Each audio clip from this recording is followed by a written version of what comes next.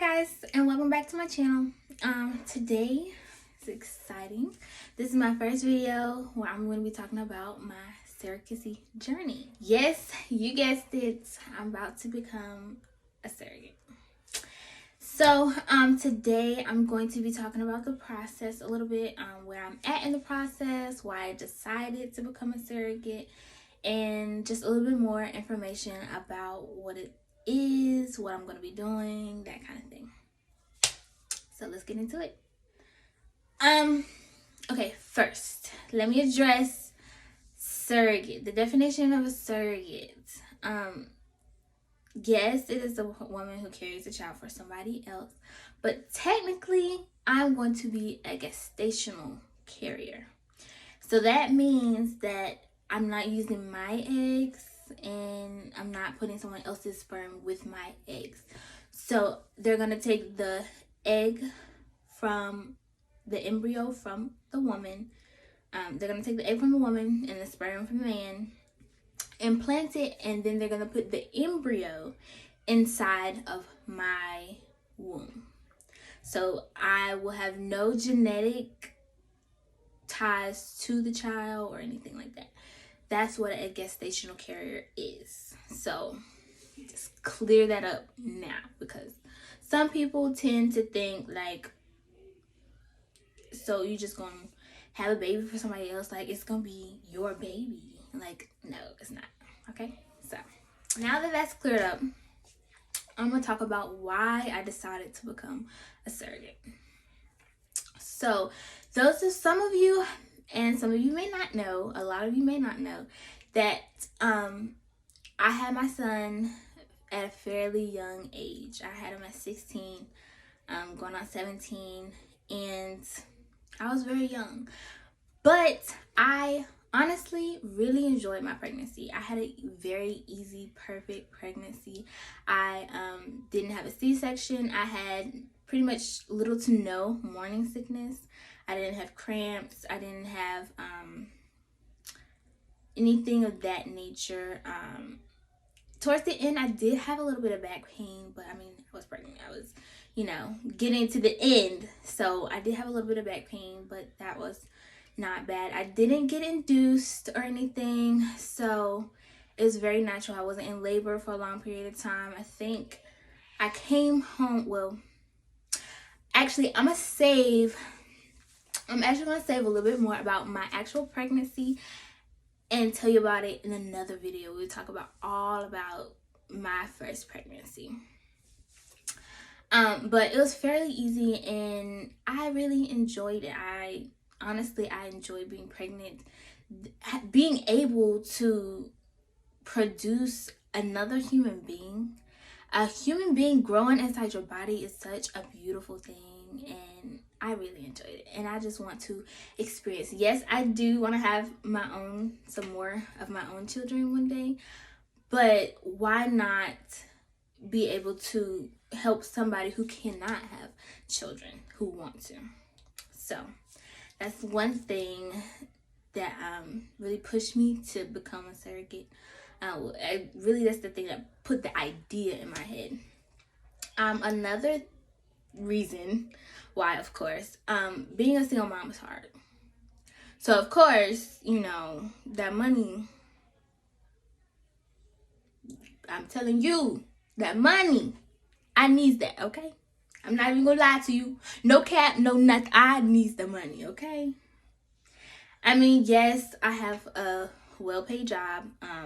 I'm able to take care of me and my child on just my salary alone. I have a house, I have a car, I'm not like desperate, but at the same time, for the things that I want to do in life and where I want to be, this would help me get to where I want to be. Help me, give me that boost that I need to get there and get stuff done so that I can get where I want to be, if that makes sense. It'll help like pay off debt, just have a little extra money in case something comes up, my son needs something, I'm not the type to ask a lot of people for help. I like to do things on my own. So this is just a step in the process, and I get to help a lovely couple like at the same time. So I mean, why not? So that's what we're doing. We're gonna focus on getting to where we want to be in life, and we're not gonna focus on what other people think of you or what other people have these negative thoughts and everything about you. We're not gonna do that. We're not. We're gonna focus on ourselves, and we don't care about what other people say or think. Their opinions don't matter. What matters is what you want out of life and how you gonna get it. That's it. That is it. I'm gonna be talking about the process. Yes, this is what y'all has been waiting for, and it is here, baby. It is here. I'm gonna tell y'all right now, I'm not even gonna cap. It's a long process, okay? And it's very tedious, and it's very time consuming, and it's not easy, okay? But when you get there, honey, you're gonna be excited because you went through all of this, and it's gonna be a beautiful thing. You're gonna have this baby for somebody, make them complete, and they're gonna be so happy, and it's just a wonderful thing. So first thing, when you decide that you want to be a surrogate, is, I would say, to do your research. There are some states in the United States that don't allow surrogacy. So you need to make sure that where you live, you can do that, and it's legal and all that stuff, and it's supported. You may need to have a lot of support when it comes to becoming a surrogate. You need your family to be on board. You need your friends to be on board. Like, you need support. If you think that you could just do it by yourself, it's not gonna work. It's not. So once you do your research, you'll find some agencies around the United States. You do not have to pick an agency that is close to where you live. You can find some agencies that's out of state or whatever that work with people all around the United States. And I say that because I actually live in the United States, so I'm not sure what it is about other countries and stuff, how that works. But for this video, I'm just gonna talk about what I've been through and what it's like here. So once you do your research, you find an agency that you think you like. I would say find a few of them, because you're going to want to do applications. You're going to want to look at, they'll tell you some preliminary requirements that will make you eligible, but technically you're not eligible yet. So they do have just some simple preliminary requirements that you need to look at while you're doing your research and what agencies that you find. But I would say apply to more than one. I would say do multiple, and then you can narrow it down depending on the process, more about the process, and more preliminary qualifications and stuff that you need. So some of the qualifications that they look for is, the major one is you have to be a mom. You have to have had a pregnancy before to become a surrogate. You can't just be your first pregnancy and be like, okay, I'm gonna do a surrogate, whatever. They would not take you. I'm telling you, that's not it. Another thing they look at is your BMI. You can't be, most of them I think is around 32, 33 BMI. And I'm telling you right now, I'm right there. I'm right at it. Like, okay. But y'all not about to tell me I'm overweight because, honey boo boo, what? I might be a little chubby, but I'm definitely not obese, okay? So y'all need to get that straight right now. But anyways, so yes, they do look at BMI. Let's see what else. Second, another qualification they look at is your income. They don't look too much into the income. Like, you don't have to send in like bank statements and stuff like that, but you do have to have a job. You have to, or if you're married, your husband has to have a good job. You have to be financially stable. You cannot be homeless, living on the street, and be like, I'm gonna become a surrogate and just get this money. You know, the money is nice, but it has to be, you have to be able to provide for yourself outside of this journey that you decide if you will or will not partake in. So simple things like that. Of course, you can't smoke, do drugs or anything like that, which is pretty, standard. Yeah. So I mean, the qualifications before you do application, you just look at them and be like, okay, I could do this, But I want y'all to be sure that the process is not easy and it's not fast. It's not like, okay, this is done.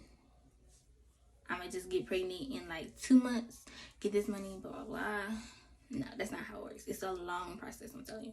Because I actually started applications in November of 2021, and it is now March of 2022, and I'm not even pregnant yet. So it takes a while to get to that part. I say at least 8 months to go through just the preliminary stuff. So you gotta be ready for that, I don't want y'all thinking like it's gonna be easy. Just fill out this application and boom, I'm a surrogate. No, it's not like that at all.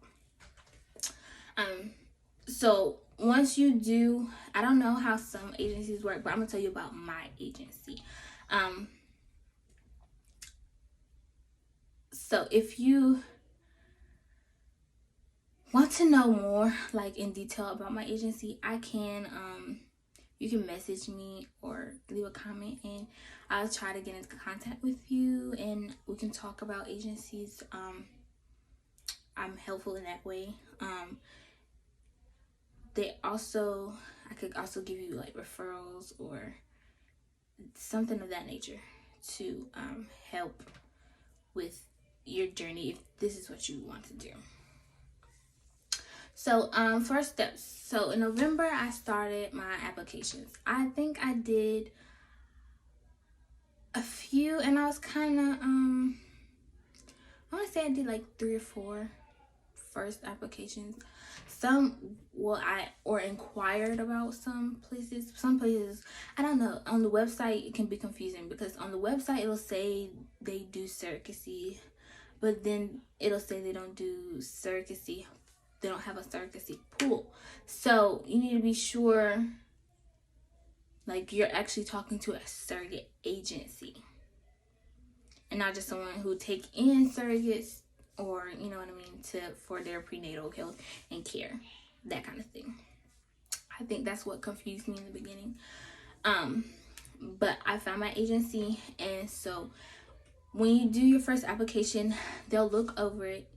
They'll actually call you and y'all will go through the questions together and make sure everything on the application is right and just get some more details about the questions that they ask and stuff like that. And then they'll look it over and make sure everything is fine, see if you qualify for the next steps. So then after they'll tell you if you qualify for the second part. So the second part is another part of the application, but it's in more detail about your medical history and your pregnancy, stuff like that. Your first pregnancy, if you had more than one, stuff like that. More detail. And they'll also call you to talk about that one. So it's not like just, they like to talk about everything, okay? They want to get the details. They want to know for sure this, and that. Okay? So, once you qualify for both parts of the application, once they look over everything, make sure that you're good to go, you're gonna do consent forms. They're gonna send you consent forms to sign. In return, they're gonna do a background check, of course. Make sure you don't have anything on your record or anything like that. And then once that comes back fine, then you will get a welcome letter, and you'll be, in the surrogacy pool, which is still at the beginning of the list. So what you do, they'll ask for pictures of you, and they'll ask for pictures of you and your son for your profile. They'll make a profile for you, use it in a little paragraph about yourself, and that's what they'll show intended parents when they're looking for matches in a surrogate. That's what they'll look at. And then from your job, they'll ask about insurance, if you have insurance, things of that nature. If it covers surrogacy, they want to know all of that. And if it don't, then the intended parents will have to find insurance for you. I don't really know how that works, but I had insurance already through my job, so I guess it's fine. Stuff like that. Okay, then next you're gonna be waiting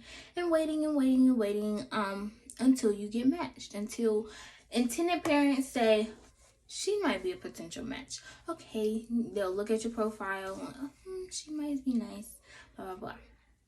So then once they're interested, that does not mean you're matched. Once they're interested, they will set up a conference call with you and the intended parents. In this call, you're going to be pretty much answering some of the questions that were on the applications, and so is the intended parents. They'll be like, how do you feel about this and this? Like, if things was to happen during the pregnancy, how would you feel? And would it be okay for certain situations, stuff like that. And pretty much to see if you and the intended parents can agree upon certain situations, if you could agree upon, you have the same views and stuff, to make sure that you're a good match for each other.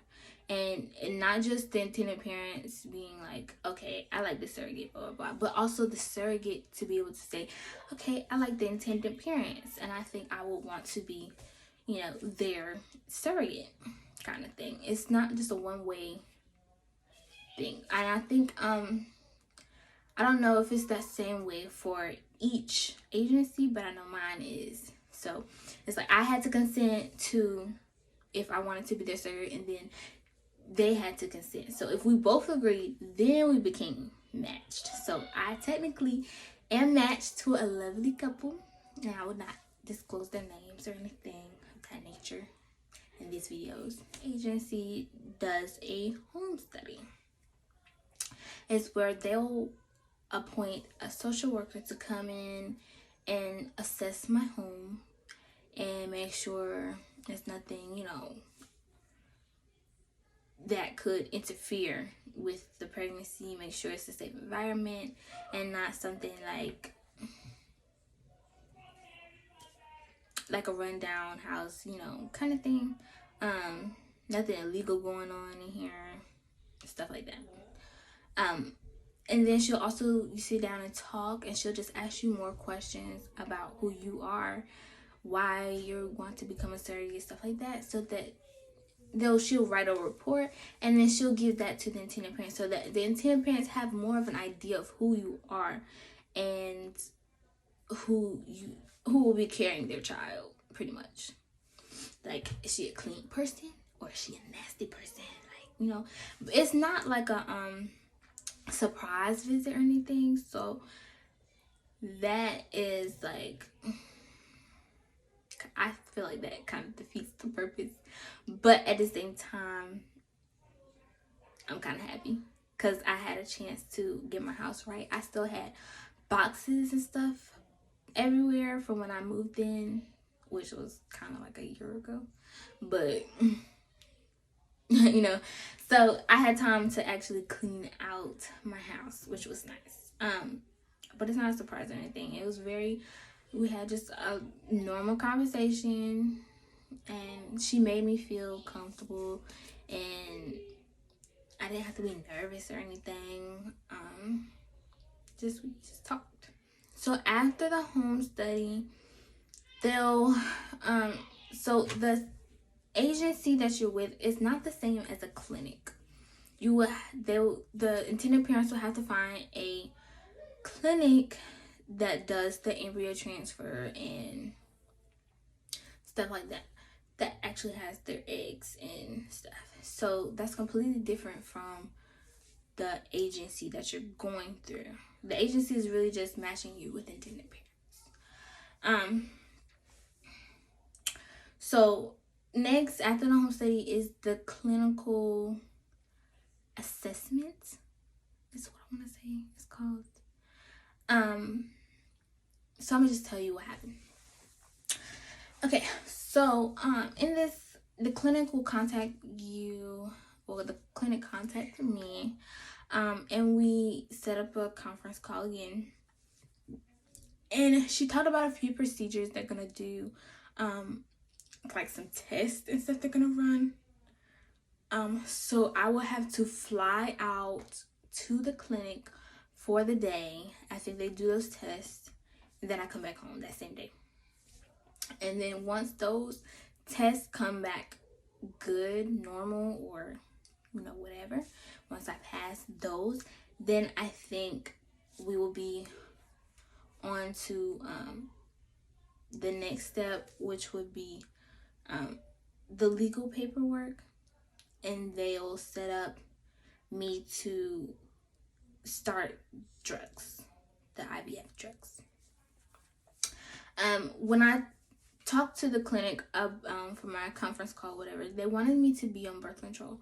So I did start that, and I started that about, well, today is Wednesday.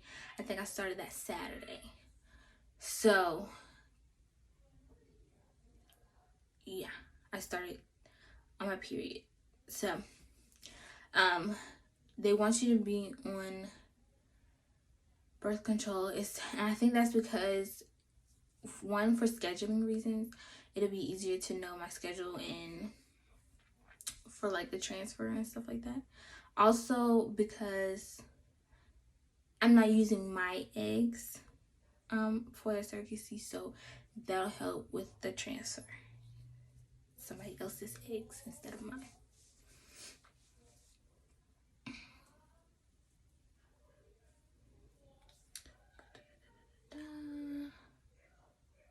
Okay, so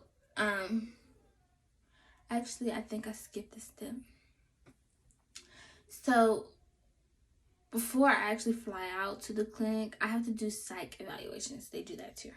So I have to do a psych evaluation, and then the intended parents have to do a psych evaluation, and then we're going to come together and do a psych evaluation as a group. I think I'm supposed to do that in the next 2 to 3 weeks. They say it might take some time to get them together because of our schedules and stuff like that. So that's it's gonna happen in the next 2 weeks, and then I would fly out to the clinic for the assessments and tests and stuff. Then I will have to start taking IVF drugs. I think they want me to take those for about 4 to 6 weeks before the transfer. They did say during the test they're gonna give me mock drugs. I think, I don't know how long that takes.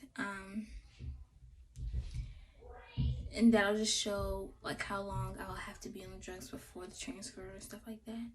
And I did forget, there is legal paperwork that has to be done, which I had to find a lawyer, and we just pretty much signing the contract. They'll write it up. The agency will write up the contract, and they'll send it to the lawyer. Then me and the lawyer will sit down, go over it, and sign it and send it back, kind of thing. I don't know how long that'll take, but I don't think it should take that long. So then I start the drugs. I'm sorry, I'm getting a little mixed up, and I had a cheat sheet, whatever, but it's my mind is just all over the place all the time. I'm telling you, let's not even get me started. So, the drugs, they will, I think it'll be, I'm not for sure, but as I know for sure, I will let y'all know. But I think it'll be injections that I will have to take every day. And I think they switch between pills and also patches. But I'm not exactly sure. I guess it depends on which clinic they use. And they say the IVF drugs kind of make you feel bad, and I really hope that it don't make me feel too bad, because I got a lot of stuff going on and a lot of stuff I'm trying to do.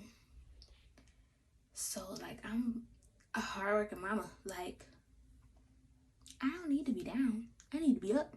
You know, I need to be up. So got that. So once I've been taking the IVF drugs for about 4 to 6 weeks, then they're gonna set up a transfer. So I'm gonna have to fly out again to the clinic, and they'll do the transfer one day. I'll stay overnight wherever in the city, whatever it is, and then I'll fly back home the next day, and I'll continue to take my drugs for about 8 to 10 weeks. But after 2 weeks after the transfer, I'll be going to the doctor, I think every week, between starting the drugs and until I confirm that I'm pregnant, to take blood work and stuff. So your gynecologist, OBGYN, will be wherever you are. You pick your own doctor or where you want to go, that kind of thing, and that's where you'll do your prenatal and stuff like that. But the clinic, it just does the transfer and stuff. So 8 to 10 weeks I'll still be pregnant. Well, after 2 weeks I'll confirm that I'm pregnant, if it took or if it didn't. I don't know what happens if it didn't. Probably have to start the whole process over, kind of thing. Not like from the beginning, but you know, wait a few more months or weeks until they can try again. I don't know. But if it takes, I'll still continue to take the IVF drugs for 8 to 10 weeks. And then I think I'll be done with that, and then it's just all pregnancy kind of thing. So